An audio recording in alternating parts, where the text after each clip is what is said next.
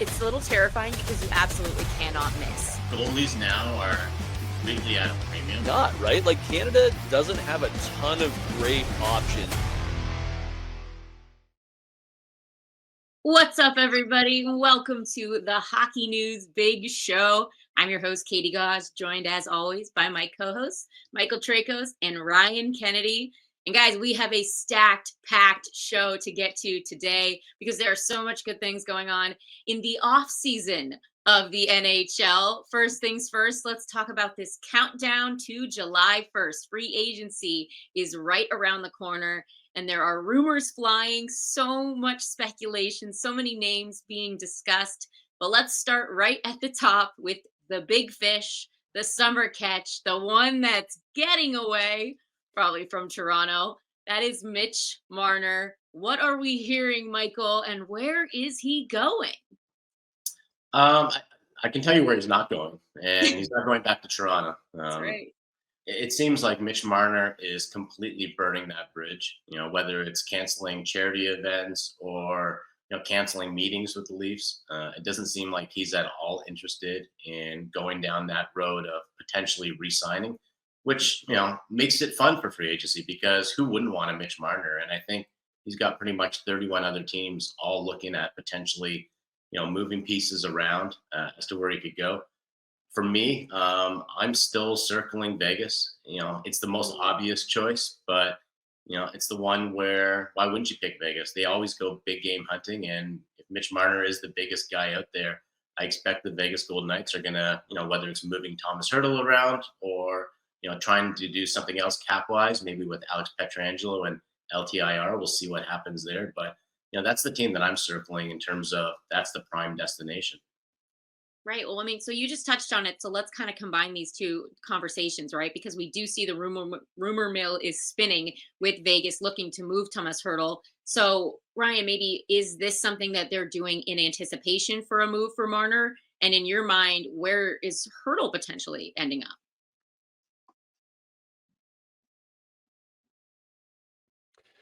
It will be very interesting to see what Vegas does because as Mike mentioned, they are fearless when it comes to transactions when they're trying to better their team. So here's my theory, and this is not based on insider information. This is just me kind of looking at the landscape and seeing team needs. This is a team, the Habs, they made the playoffs. We know they want to get better. They need another center.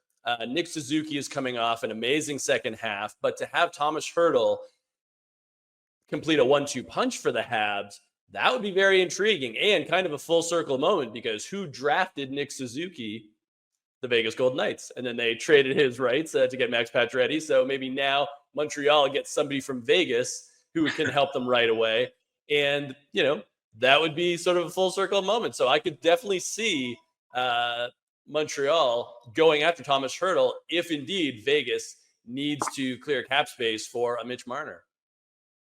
All right. Well, what about the idea of Carolina being in the mix for a Mitch Marner, right? We know how interested they were in him, during the trade deadline, all the moves that, could have, should have, would have been with Mikko Rantanen and everything going on there.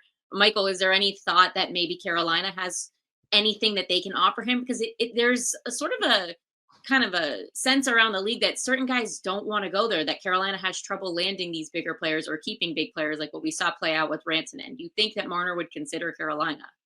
Yeah, I don't know why Carolina's getting a bad rap. Like, obviously, we're seeing, whether it's Jake Gensel or Mikko Rantanen, basically, spur offers to re-sign with Carolina. But when you look at the face of it, like, what's Carolina have that you wouldn't want to be a part of if you're, a potential free agent? And they've got a great coach and brought Rod Brindamore. Whether or not you can get guys over the hump, that's another question. But it's an organization now that is committed to winning. It's very much a Florida-like atmosphere when you look at how their roster is constructed. They have a culture. And that's one thing that Ryan and I always keep talking about is, you go into that Carolina dressing room and exactly, what winning means and, how to compete on a nightly basis. So, it's a great place to live too. That area is really nice. So I don't see the downside of signing with Carolina. I definitely think they're going to be an option, whether it's for Mitch Marner or even for a Tomas Hertl. I think they want to find someone, especially with how last season went. They realize that they're going to get past the juggernaut that is, whoever comes out of the Atlantic Division. That they need to get some game breakers. They thought they had one in Rantanen last year, and if they can upgrade that spot, whether it's with a Hertl or a Marner, I agree. That seems to make the most sense. All right. Well, July 1st doesn't mean just free agency for all the UFAs and everyone making moves. It also means that guys that will be future UFAs can officially sign contract extensions, and that can begin. One of the biggest players that's going to be up for that is Connor McDavid. But aside from him, which we know is going to be talked about over and over and over again, and we've already seen all the comments from him after losing in the Stanley Cup final again and what his future looks like in Edmonton. But aside from McDavid, what other NHL players that are eligible for contract extensions will be worth following along with this summer, Ryan? Well, for me, it's Kirill Kaprizov in Minnesota. And the Wild are very interesting because they're finally getting out from under those contract buyouts for Zach Parise and Ryan Suter all those years ago. We know that they were hampered under the salary cap because of those buyouts. Mm-hmm. So now GM Bill Guerin is beginning to get some space, some breathing room, and the cap is going up. They have Kaprizov, they have Matt Boldy, they have Brock Faber. There's a nice young nucleus there. But, you do have to prove to Kirill Kaprizov that you are going to be a real contender in that very difficult Central Division that still has Colorado, that still has Dallas, that still has Winnipeg. Right. So that'll be very interesting. Kaprizov, currently on his contract making $9 million, super talented player. Assuming he's healthy, I mean, you have to be looking at probably 11 or 12 million, I would assume. So yeah. That will be an extension that will be very interesting to see if it gets done quickly or if Kaprizov waits. Yeah, that's an interesting one. It seems like, I'm surprised that Kaprizov's up so early. I always keep forgetting how much time he spent in the KHL, right? Another guy I'm looking at is, we talked about Connor McDavid. Well, who went number 2 overall in that draft? Jack Eichel. He's also going to be up in a year, currently making $10 million. It seems like a fair contract for what he's providing. That being said, he'll definitely be getting a raise. The question is, does he get that raise from Vegas, where he's been just outstanding, brought them their first cup, or is it elsewhere? But Eichel, now that he's been healthy and now that he's playing on a good competitive team, definitely has upped his value. Well, one player who does not have a contract extension in place, and it seems like at this point it's pretty much set that it is not coming, is Rasmus Anderson with Calgary. So he's a top name on the free agency leaderboard because he's a 28-year-old right shot D, which we know is very valuable in the NHL. They're much harder to come by. So which teams should be targeting him? And is there any possibility that maybe we see some Ekblad Anderson swapping potentially going on because they are sort of Florida. I mean, they're kind of set on who we know they might be bringing back, but Ekblad continues to be a name that doesn't sound like he knows exactly where he's going. So what do you guys think about Anderson in Calgary, Ryan? Well, for me, the team that makes the most sense if they can make it work is Dallas, because their right side is not deep at all right now. And I mean, the Stars have so many other great elements to their squad that, having Matt Dumba and Ilya Lyubushkin behind Miro Heiskanen, it's just not going to cut it. And we saw that in the playoffs. It just didn't cut it against Edmonton. So, Rasmus Anderson, I think he could bring a lot to Dallas.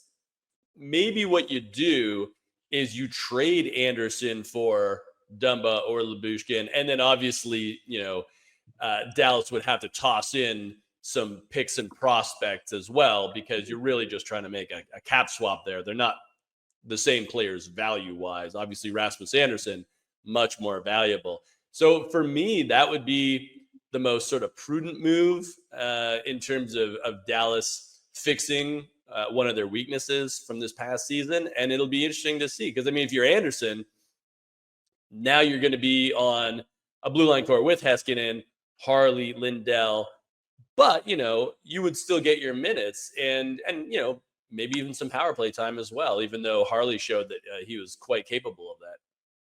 That's interesting. I don't want to see Dallas with any more good defensemen, Ryan. They got enough. The team I'm looking for, and stop me if you've heard this before, Katie, but the Toronto Maple Leafs could use a defenseman, and they have a GM there who obviously knows Rasmus Anderson because he drafted him. I believe it was True Living's second draft when he picked up Anderson in the second round. So, True Living has brought in former Flames before, obviously Chris Tanev being one of them.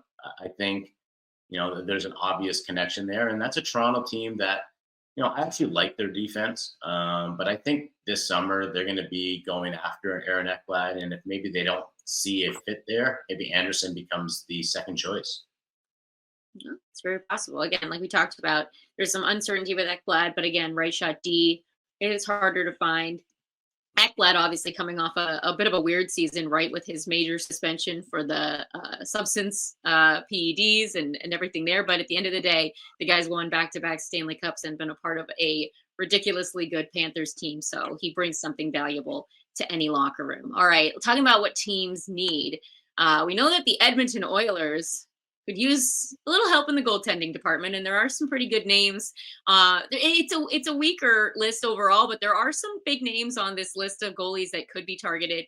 We've got John Gibson, who's a UFA in 2027. Thatcher Demko is a UFA in 2026. So those are kind of just names that are looming on this free agency board. We keep watching. That could either be someone that Edmonton is thinking about targeting, Michael, or are they going to stand pat and kind of let this one play out a little more? They should target. They should probably get both of them, Katie, just based on how quickly they go to the number 2 goalie in the playoffs. I have too. It's funny. We're talking about Edmonton needing goaltending, and yet this is a team that's gone to back-to-back finals. Right.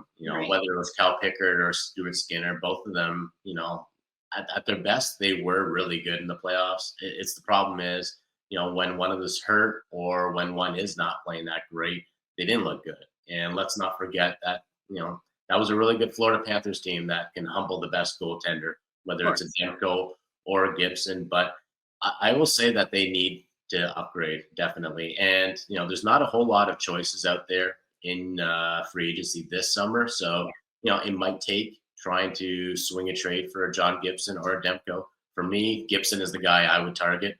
I think he would pair extremely well with Stuart Skinner. Stuart Skinner is obviously, he's your number 1, but if Gibson comes in, now you've got more or less, what looks like a tandem, and Skinner's not making a lot. So I think, salary wise, it does make a lot of sense. Yeah, there's also the uncertainties too sometimes with Demko, right? He's been through a lot from an injury standpoint, and certainly a reason why, his name is even maybe in the mix. Ryan, what do you think? I'm controversially going to say that they will not pick up a goaltender. The way Stan Bowman was talking about his goaltending after the Cup, it really felt like, and granted, it's in public, maybe he's just trying to pump up his guys, but he was like, hey, we had the better goaltender for, pretty much every series except for the Stanley Cup final. And also, practically speaking, it's going to be difficult.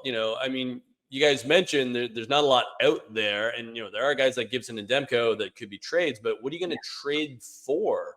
The Oilers don't have a deep pipeline. It's not like they're flush with a ton of draft selections that they could give up, and they only have so much cap space. So unless you get rid of some salary in the meantime, how are you going to get those goalies in? And it's very interesting because, they need to re-sign some players. They don't have a ton of cap space as is. And at some point you have to say to yourself, okay, well, are we going to be better than we were this year or worse? And if we're worse, then does it matter if we have slightly better goaltending if we can't get back to the Stanley Cup final? So it's a very odd kind of situation in Edmonton where, hey, anything's possible, but it kind of feels like they're stuck with what they have. And, the hope there is that you just nurture those guys to be the best they can be when it's the most important. Yeah, and you maybe just have to continue to build around them defensively. You make a good point, though. You don't have anything you can really give up because these are trades that we were talking about. This isn't just going out and getting a guy that you think would be a good fit. Like, you have to give something up to bring in a guy like Demko or Gibson. And I mean, at the end of the day, they did get to the final back-to-back years. They ran into Sergei Bobrovsky both times. Maybe he was just the better goalie. Maybe it's not, was that the reason they lost the cup? I don't think so. So, well, interesting to see what happens. All right, let's fly through these next two, and we can chat a little bit about the upcoming draft, which I know we're all excited about, and Ryan will be there. But let's talk about some top RFAs. So among the players most likely to be qualified, who's the most likely to switch teams this summer, whether by a trade or an offer sheet, Ryan? I mean, RFAs, that's a tough one.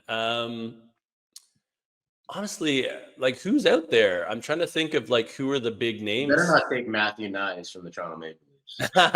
Because you already got Matthew Nyes. All right, let's start us out then, right, Michael? I honestly, like, I know last year we did see the two offer sheets for the two Edmonton guys, Holloway and was it Broberg, going to St. Louis. For me, that's still an anomaly. I don't think we can expect that RFAs are going to be switching teams. I know there's always that fear out there, and Edmonton's probably like, hey, if we don't sign Evan Bouchard, is someone going to offer sheet him? And I don't think that's a legitimate fear. I think the guys that you have to worry about are the players who are, you're not going to have to give up first round picks for. It's the middling guys. Those are the unsexy names. But this year I don't see any concern that Nyes is going anywhere, that a Bouchard's going somewhere.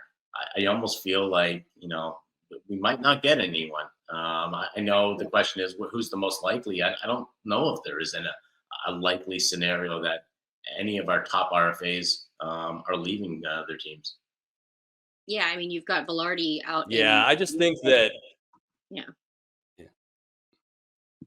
Yeah, I just think teams are going to be more guarded about it because of what happened with Edmonton and St. Louis. And the fact that the cap is going up, I think, also helps that, teams will have a little more space to work with, and they can kind of talk to their RFAs and be like, look, we'll make sure you're taken care of.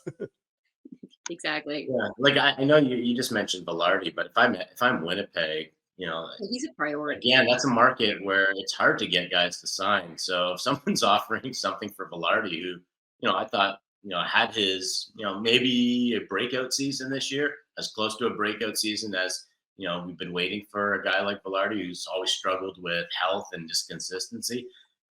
Whatever it is, if I'm Winnipeg, I'm matching it because, again, you're not replacing him in free agency. So, it's a difficult one. Like, they got Jonathan Toews basically because Jonathan Toews was born in Manitoba.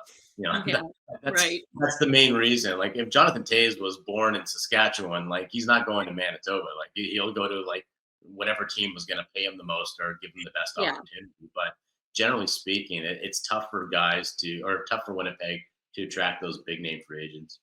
Yeah, and Cheveldayoff, right from the beginning, made it pretty clear that that was a priority for them, and it makes sense. They have a good thing. They had a good team. They certainly had a great regular season. Playoffs continue to loom large, but overall, I think they're building something, and they want to keep as many of the guys who are a part of that together. All right, last one, because this one will be interesting because we'll know in a few days who actually is the winner, or maybe not. Maybe it'll be a little bit more of a strung out free agency, and this will kind of trickle in throughout the whole beginning of July. But which team do we expect to make the biggest splash overall in free agency during this summer? Ryan?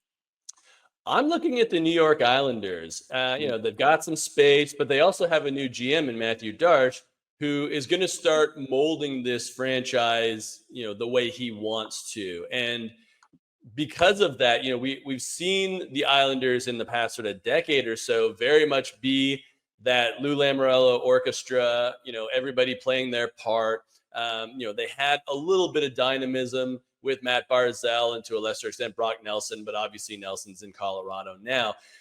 I think Darche is going to look at this roster and say, like, okay, how can I shake it up? What can I do to get this team back into the playoff picture? And so for me, that's very exciting. And, they have the number 1 overall pick in the draft as well.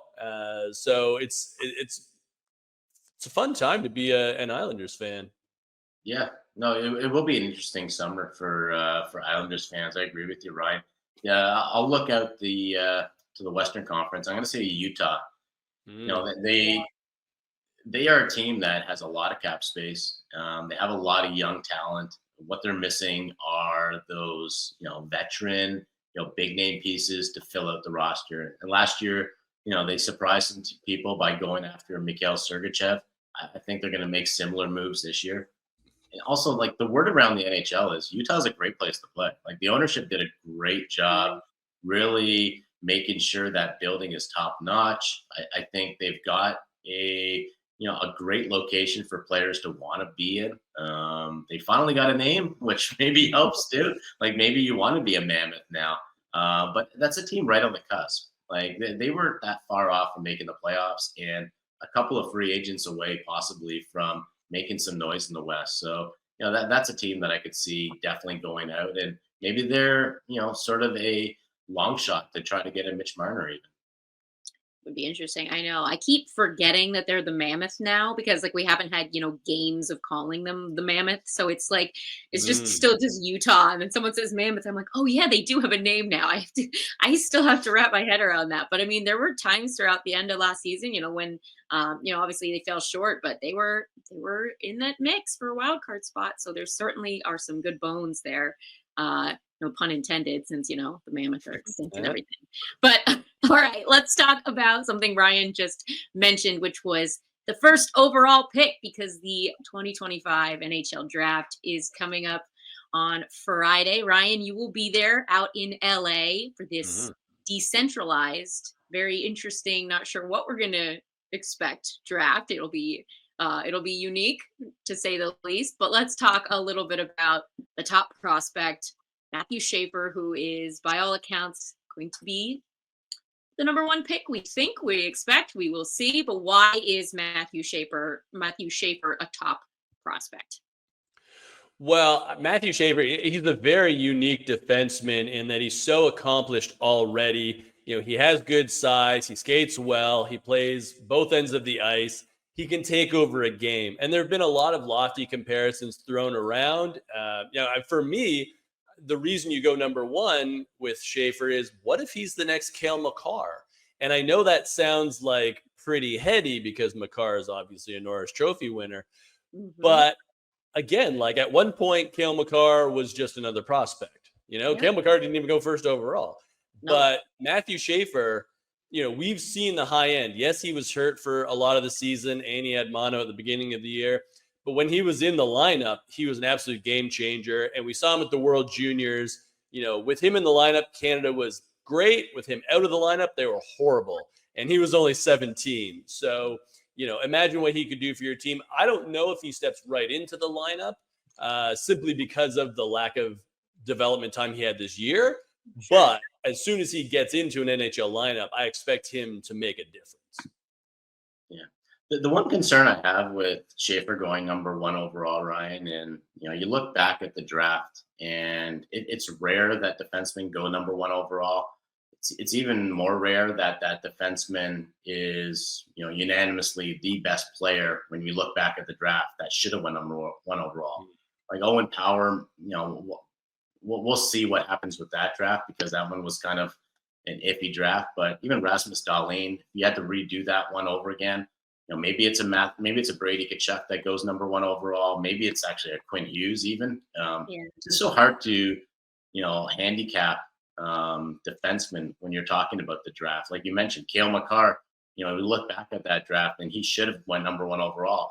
Why didn't he? Because you don't know what you have with a Cale Makar at this age. And I think the real concern with me is, you pass on a Michael Misa who looks like, he's going to be a stud.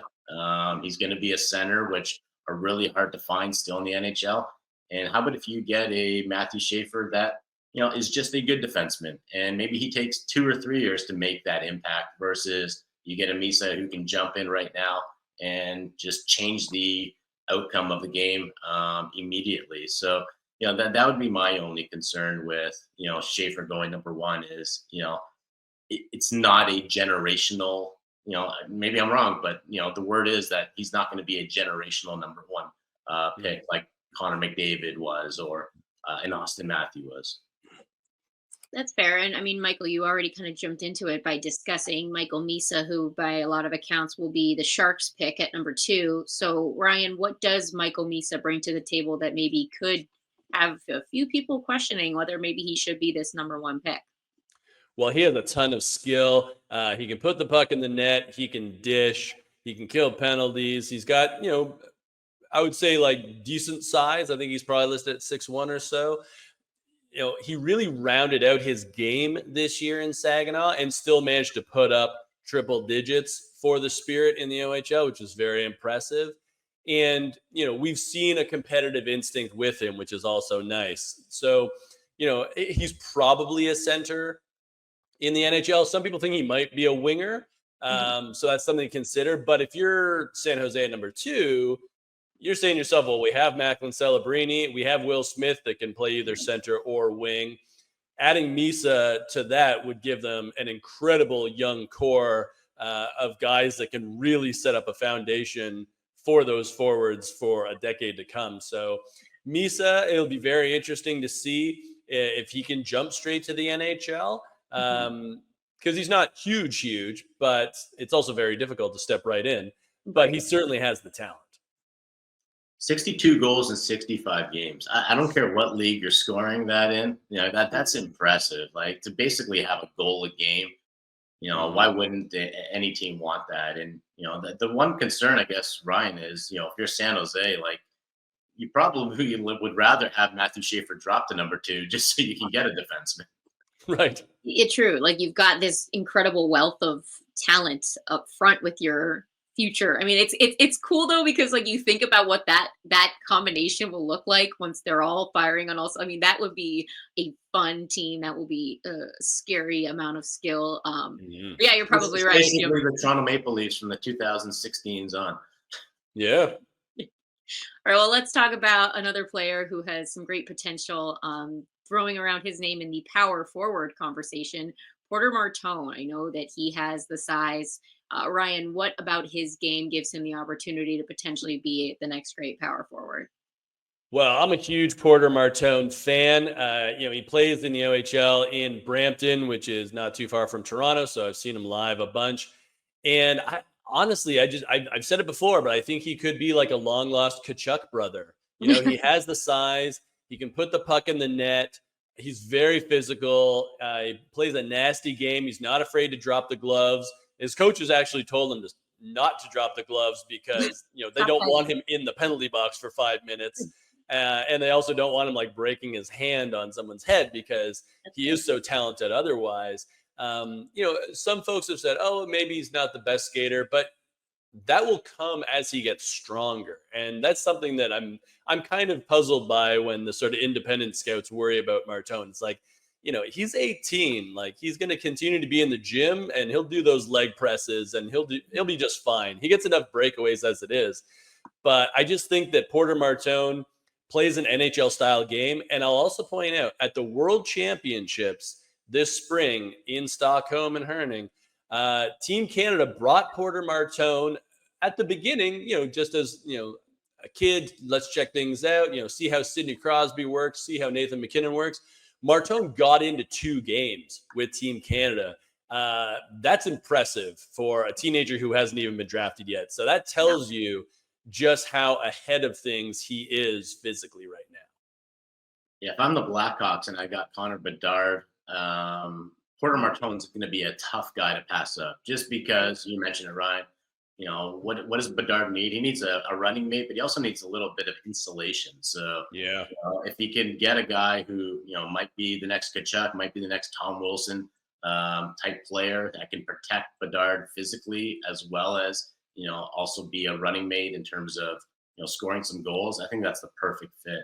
And it's just funny that the Panthers win back-to-back and now everyone is sort of looking for the next Matthew Tkachuk. It's similar to, when Tom Wilson was doing really well, everyone was like, all right, could this guy be the next Tom Wilson? Could that guy be the next Tom Wilson? So a great time for Porter Martone to be coming into the draft because, let's face it, like everyone is watching how the Panthers play, and we're going to talk about this a little later. But they're all looking for the next Bennett, the next the next Kachuk, or the next Brad Marchand.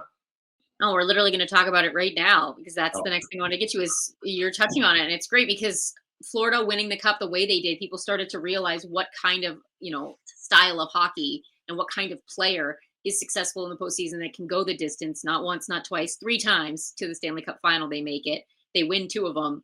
So, Michael just touched on it there, the kind of guy that you're looking for. Is there someone in this draft, Ryan, that, is watching the Panthers win and saying, yes, this is my game. Like, this is perfect for me?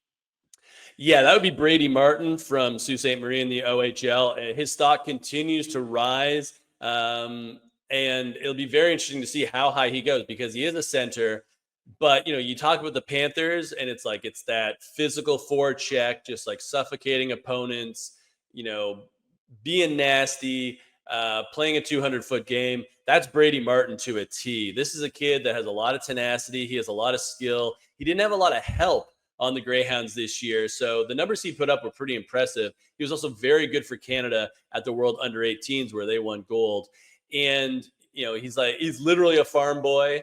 His parents have like a Angus beef ranch in Ontario. So he hasn't done power skating. He hasn't done the full complement of weight training yet. He is working with Matt Nichols now.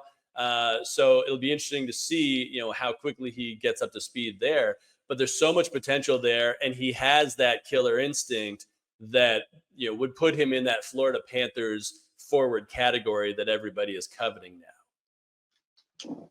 So I'm looking through our draft preview here. Everyone should be picking this one up. And what I love about the draft preview, Ryan, is that you guys have a best case scenario. And the one guy I'm looking at here, best case scenario is Sam Bennett, and it's Ivan Rebetkin. I'm probably butchering his name, but he went from Dynamo Moscow, where he had 26 penalty minutes, to the USHL, where he had 70 penalty minutes in his first year. Yeah, that's the guy that is probably going to vault up the draft board. Yeah, just because we were like, oh, this Russian guy plays with a bit of an edge. All right, that's exactly what I want. And the fact that he's able to go from the KHL big ice surface, not as physical, to the USHL and just start racking up PIMs. That's exactly, if you're looking at the next kind of, all right, we need a Panther style player. This is the guy that probably fits it to a T. Yeah. To be fair, one of those penalties was a slew foot that he got suspended for. Oh, so he is the next Sam Bennett. Right. That was 15 minutes right there, if I'm not mistaken. Was it that many? If you go into the job, it's a job game. Wow. You go into the job interview for the Panthers and you're like, well, what's your resume look like? We're like, well, let me tell you all the dirty penalties that I've taken and I've gotten away with and haven't. That was in his second game in the USHL. You're in. Yeah. All right. Well, we know you have a great draft preview put together. Let's get through 2 more here real quick. Give us your first round sleeper pick. So I'm looking at Jacob Rombach from the USHL. He's a big defenseman, skates really well, great range. This is the type of player where he's not going to put up a lot of points for you. But when I talked to scouts, they were saying, don't be surprised if somebody grabs him late in the first round, because he is that playoff style defenseman where he can just shut guys down. And, again, I keep thinking about Nico Mikkola in Florida and how valuable he's been to the Panthers the past 3 years.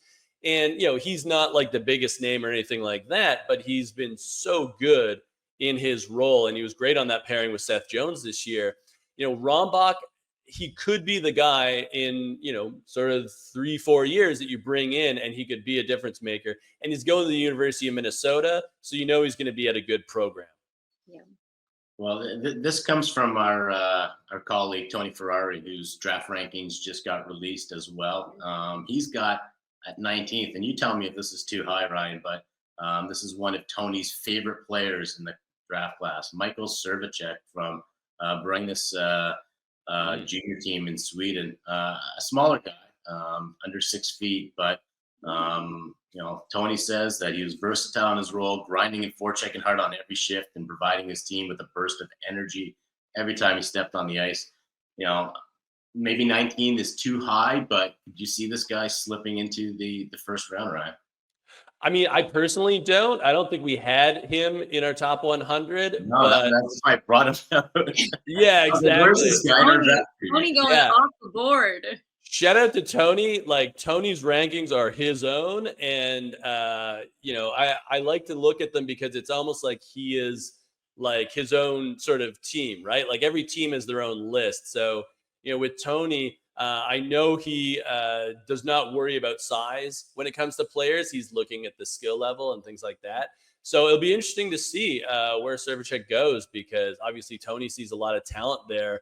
And again, I'm talking to an NHL scout this year.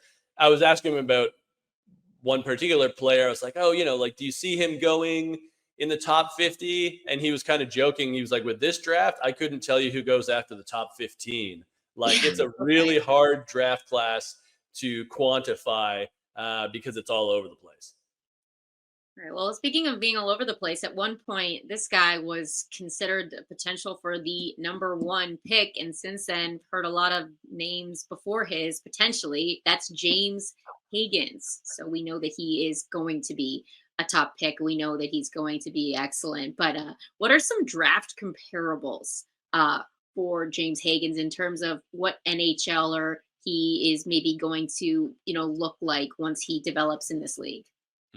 Well, your best case scenario in my mind, and it's been this way for a couple of years, is Jack Hughes. Like a smaller center who's very dynamic, very smart. And, you hope he can, overcome the fact that he has a smaller frame in order to be very impactful. At this point, I would also say, you would look at Logan Cooley in Utah and say, okay, well, he's had some early success and he's not a big player either.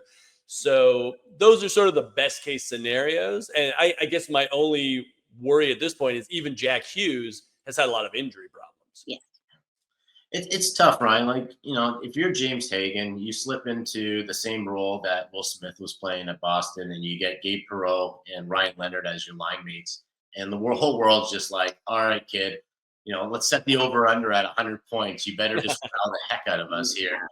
And it almost felt like a losing proposition where, it's like, how come you're not putting up more points? How come you're not being more, like, productive? You've got, 2 studs on your wing. And Will Smith was able to do it last year. And, this should just come easy to you. And, by all accounts, he didn't have a bad season at Boston College. No. But it's just, when you go in as the presumptive #1 pick, it all becomes about, guys picking apart your weaknesses as the season goes on. So I'm really curious, like, if there's going to be a lot of teams kind of kicking themselves for potentially not picking Haggins, whether it's 1, 2, 3, or, we'll see if he drops out of the top 5. But that would just be, there's a story for you, like, on draft day if that actually happens. But, it will be, it will be interesting because the New York Islanders obviously have the #1 overall pick. And, Haggins is from that area. So, like a year ago, we would have said, oh, this is, slam dunk, just the perfect scenario for this kid and the franchise. Like, you've got your guy that, you're one day going to be hanging from the rafters in terms of his jersey. Now it's like, if you're the Islanders, you're like, yeah, we're not going to pick him just because he's from the area. Like, that's just silly. Yeah. Absolutely. I know. I mean, even seeing things online where people are like, well, if he keeps kind of like slipping down the leaderboard, maybe the Islanders have the opportunity to make some kind of a play to move up to get him. Not something that would take in order to pull that off. But this consensus #1 thing, just because he's from there, it's just not enough anymore. You gotta win. You gotta do more. So that's where they're at. Well, Ryan, like we said, you are going to be out at the draft, so you'll have all the scoop, all the coverage, giving us all the inside of what's going on there out in LA. So we will find out very soon if all these picks are slotting in where we think they will. Let's talk a little bit about some league news before we move on to our rapid fire real quick. Hockey Hall of Fame 2025 inductees released. Some great names on this class, but of course the big one, Alexander McGillney. That is something we've all been waiting for. It's been how long and how many years that we just keep questioning why McGillney isn't on in the Hall of Fame already.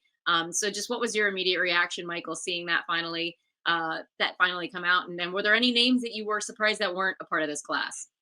Yeah, with McGillney, it's finally like I got the chance to cover him during his time in Toronto as well as when he was with the Devils, and forget about what Almo's done on the ice. He was one of the first like Russians to come over and basically paved the way for Pavel Bure and Sergei Fedorov and others to come over too. So just from that standpoint, like you could have put him in the like sort of builder category as well as player category.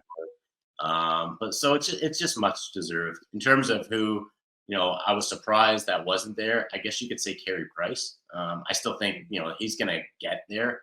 Probably they'll do a goalie edition maybe next year, like they did a couple years ago, and he'll get in. But it's a great class, especially when you think about Jennifer Botterill now, who's going to be on the Sportsnet panel. She's the only Hall of Famer on that panel. So that's awesome. Sorry, boys. Yeah. Yeah, what was your reaction, Ryan?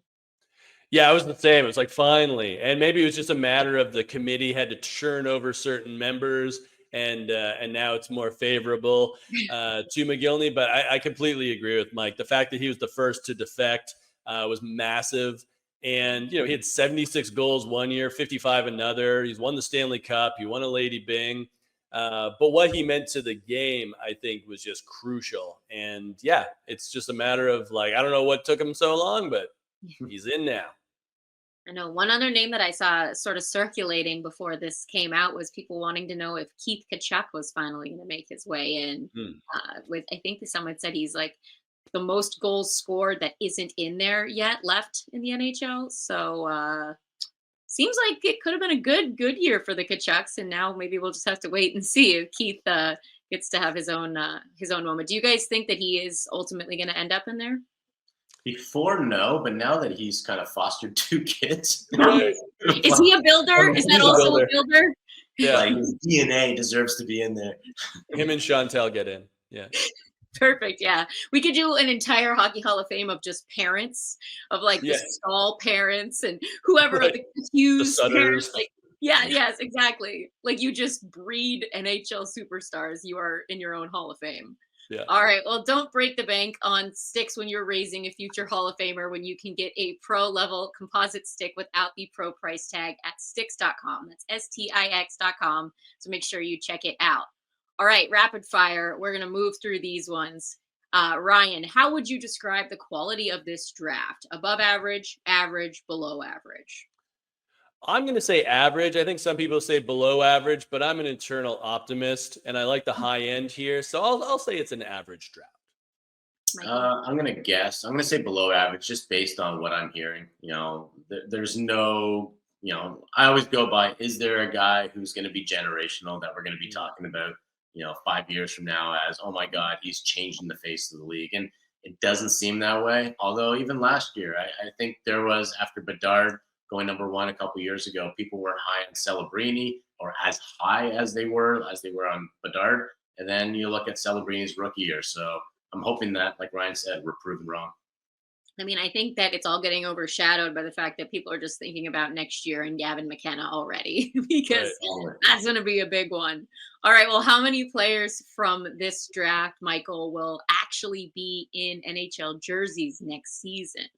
So past the 9-game mark, I'm going to say getting I'm going to say 2. I'll say 2.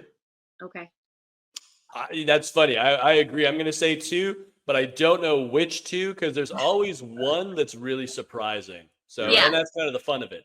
Right. You're like, oh, it's not just going to be the number 1 and number 2 pick. Like it'll be maybe the number 1 and then, like number 5 comes in there out of nowhere or something. Totally.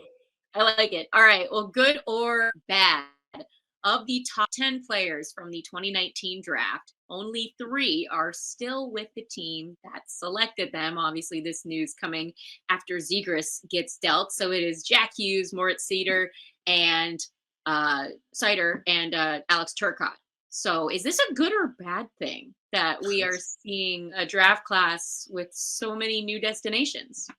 It's a bad thing. It means that the player didn't pan out. Like, why would you want to trade the guy that you picked in the first round, especially in the top 10? Yeah.